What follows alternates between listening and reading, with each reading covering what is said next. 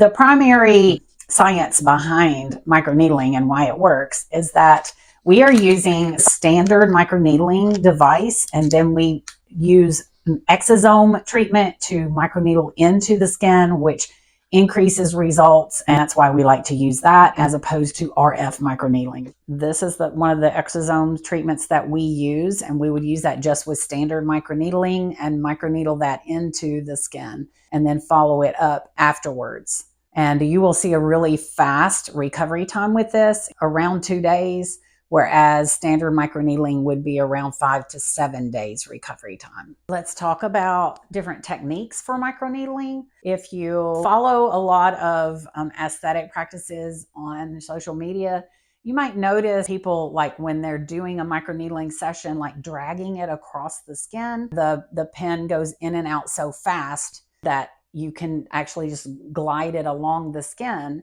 But if you think about that, it's actually tearing tissue as you drag it across the skin. So we would do a technique called touch and release, where you're touching it to the skin and just letting the pen do the work, and then lifting it and touching it to the skin and then lifting it. And the benefit of that is that you're not dragging it across the skin and getting a tearing action on the surface of the skin. So you have a much faster repair time, much less recovery. And that's one of the ways that we can assure people that they're not going to have a lot of downtime with even just standard microneedling.